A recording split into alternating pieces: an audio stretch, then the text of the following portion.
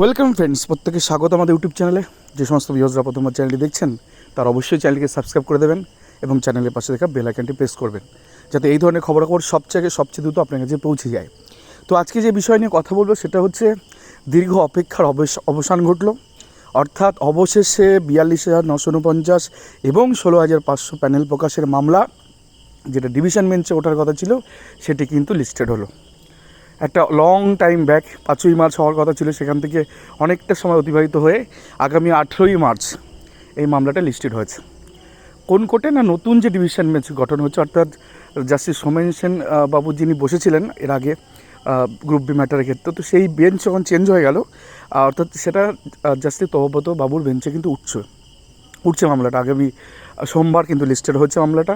তো এই মামলাটা কোন মামলা না, এই মামলাটা হচ্ছে রমেশ মালিকের যে মামলা, যেখানে জাস্টিস অমিতা ম্যাডাম প্যানেল প্রোডাকশনের অর্ডার দিয়েছিলেন এবং শুধুমাত্র একটা রিক্রুটমেন্ট নয়, মানে 42,949 নয়, সেখানে কিন্তু 16,500 প্যানেল প্রোডাকশনে কিন্তু অর্ডার ছিল। সেটার উপর জাস্টিস সোমেন সেন স্টে দিয়েছিলেন বিভিন্ন কারণে। প্যানেল প্রোডাকশনে কেন স্টে দিচ্ছে এটা তো বলা খুব মুশকিল, একজন বিচারপতি তার ক্ষমতা বলে একটা প্যানেল সে দেখতে পারবে না, তো এটা কোন কারণে তো ওনারাই বলতে পারবেন। তো সেই ডিভিশন বেঞ্চ, বিতর্কিত ডিভিশন বেঞ্চ, যেটা নিয়ে অনেক কিছু পরবর্তীতে এক্সপোজ হয় এবং পরবর্তীতে কিন্তু নিন্দার ঝড় কিন্তু গোটা বঞ্চিত সমাজের মধ্যে কিন্তু ঘোরে এবং গোটা আপামার পশ্চিমবঙ্গবাসী সেই কেচ্ছা কাহিনী কিন্তু সব কিছু জানে, যে কী হয়েছিল, কোন বিচারপতিকে ঘরে ঢুকে কী বলা হয়েছিল, সেগুলো সম্পর্কে সব রিভিল হয়েছে। তো যাই হোক, একজন তো তার বেঞ্চ থেকে পরবর্তীতে মামলা সরানো হয়, তিনি রাজনীতিতে যোগদান করেছেন, একজন এখনও রয়ে গেছেন ওখানে। যাই হোক, তো আমরা দেখে নিই যে কোথায় কী আছে ম্যাটারটা। সেটা হচ্ছে অ্যাপ্লিকেশন গ্রুপ 2, সেইখানে আমরা দেখতে পাচ্ছি আইটেম নাম্বার 12, অর্থাৎ ম্যাট 2444 2023। তো এইখানটা আমরা দেখতে পাচ্ছি West Bengal board of primary education versus Ramesh Malik and others. এখানে কৌশিক চৌধুরীর যে পর্ষদের অ্যাডভোকেট, তিনি এই মামলাটি দায়ের করেছিলেন। অর্থাৎ এই মামলার এই যে প্যানেল প্রোডাকশনের যে মামলা, যে অমৃতা ম্যাডামের সিঙ্গেল বেঞ্চে, সেটাকে যাতে প্যানেল প্রকাশ না করা হয়, প্রোডাকশন না করা হয়, টান উত্তেজনা, একই দিনে দুটো মামলা লিস্ট হয় এবং সেকেন্ড হাফে এই মামলাটা তখন জাস্টিস সোমেন সেনের বেঞ্চে তোলা হয়। এবং সেক্ষেত্রে দেখাচ্ছে এই মামলাটা উঠলো, ম্যাডাম জিজ্ঞাসা করলো যে কী হয়েছে, আজকে তো প্যানেল প্রোডাকশনের ডেট ছিল। তা বলছে সুদীপ্ত দাশগুপ্ত জুনিয়র অ্যাডভোকেট হিসেবে বলছে যে না, ওখানে ডিভিশন বেঞ্চে হাড্ডাহাড্ডি লড়াই চলছে, বোর্ড একটা অ্যাপিল পেপার করেছে, অর্থাৎ চ্যালেঞ্জ করেছে যে এই প্রোডাকশন করা যাবে না। একটা প্যানেল, যে প্যানেলের উপর বেশ করে এতগুলো লোকের চাকরি হচ্ছে, তো সেই প্যানেল প্রোডাকশন বোর্ড করতে দেবে না, তার জন্য তারা ডিভিশন বেঞ্চে যায় এবং সেখানে কিন্তু কোনো ক্রমে বড় শুনানি করে লুকাস স্ট্যান্ডি পয়েন্ট, অর্থাৎ রিট অ্যাপ্লিকেশনে যারা নাকি আছে তাদের নাকি সে লুকাস স্ট্যান্ডি নেই। পরবর্তীতে মৌটুসিত এরা নাকি টেট পাস, তাই প্যানেল দেখতে পারবে না।